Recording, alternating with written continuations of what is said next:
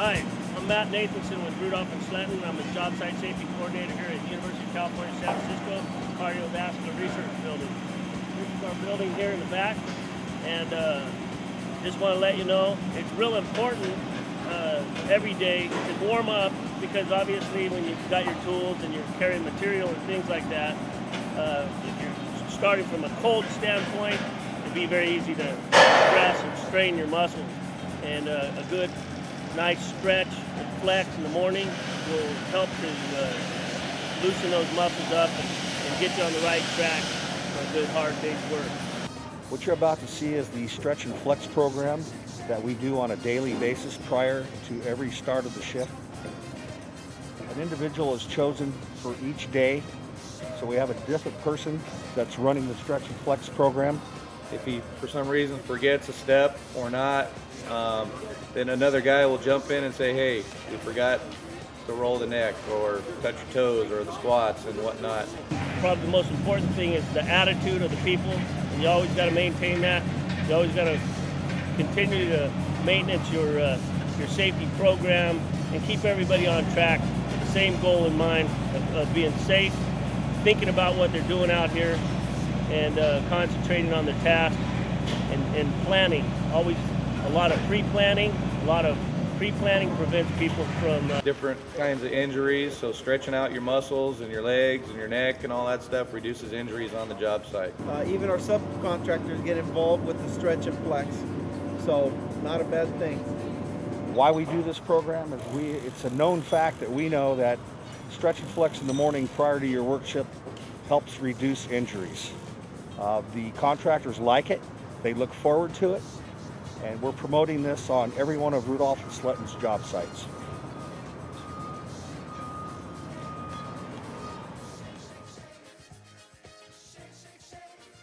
Stretch number 1 is the forearm stretch. Begin by holding your arm straight out in front of the body, taking your opposite hand, grabbing your fingers from your wrist, and pushing forward. Hold that stretch. It's a ballistic stretch. Should last 3 to 4 seconds each time. Start out lightly. Get a slow, easy burn. Let your hand relax. Reach your hand backwards, taking the other hand and pulling the muscle to extend it with the forearm stretch. So you're going to be basically stretching the top of your forearm and the bottom of your forearm. Repeat 2 to 3 times with each arm. This next exercise is for the rotator cuff shoulder. Hold your arms as far as you can out to the right and left of you. Start with a slow, easy roll forward. You can do a maneuver of small rolls or larger rolls, but you want to start by rolling forward 8, 10, 15 times. Stop, reverse the roll. Continue that 8, 10, 15 times till you get a good little shoulder burn. You can do 1, 2, 3 sets, whatever you prefer, but just make sure that you start to feel it a little bit in your shoulders, and what we're trying to do here is get the blood into the joint. This is the neck roll. Stand up straight, shoulders out, chest up. Start with a slow, easy roll from left to right. And make sure you go very easily. Your neck wants to be able to adjust, your vertebrae adjust to this neck roll motion. You can do 3 to 10 rolls to the left very easily. Stop. Do 3 to 10 rolls to the right very easily. Repeating 2 to 3 sets as needed. Okay, this next exercise is the oblique stretch. You begin by standing with your feet shoulder width apart. Take one arm, reach as high as you can reach, and slowly lean to the left or right. You want your arm to cross over your head and lean into that stretch. It helps stretch out back muscles, your oblique muscle, rib cage, shoulder. A dual stretching exercise that's very beneficial for total body stretching. The next exercise is for your low back. Once again, stand with your feet shoulder width apart. Bring your arms up to the chest level, and you want to slowly turn right and left very easily, just allowing that back to slowly stretch out. When you begin this exercise, take your time. Don't twist hard.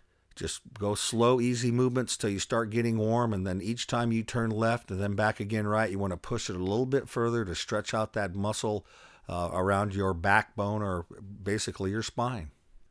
This particular exercise is to stretch your quad muscle, which is the largest muscle in your body, and that is the top of your leg, your thigh muscle. Start with your feet standing shoulder width apart. Step forward with one foot. keeping the opposite leg stretched backwards, your knee locked out with your heel flat on the ground, and slowly lean and ease forward into the thigh muscle. You will feel the burn. Take your time, do it slowly. We don't want to pull a muscle while trying to stretch our muscles.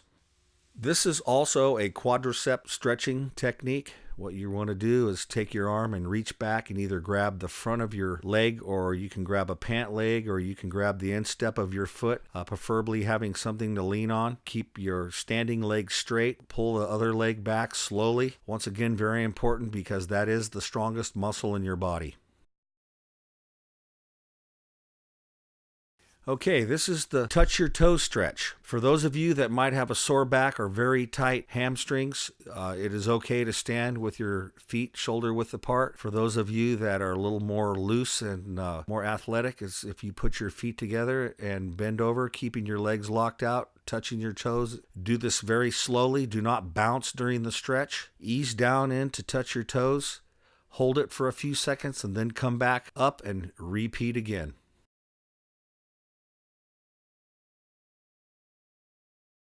Okay, this here is the squat exercise. Keep your feet shoulder width apart, head up, chest out, chin out, and go very easily slow to your burning point, preferably flat-footed. If you have a sore back, be very careful on how far you go down. Don't overstretch.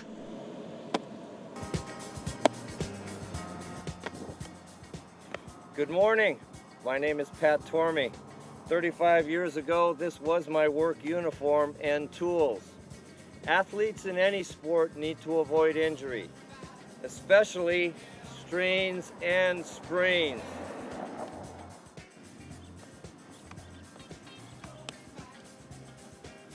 This is my work uniform and tools now. Construction workers need to avoid injuries, especially strains and sprains, which occur most often in the construction industry. How do we do that? We stretch and we flex. We stretch and flex before we go to work. Thank you for participating in this Rudolph Sletten safety training video. Remember, your health is your benefit.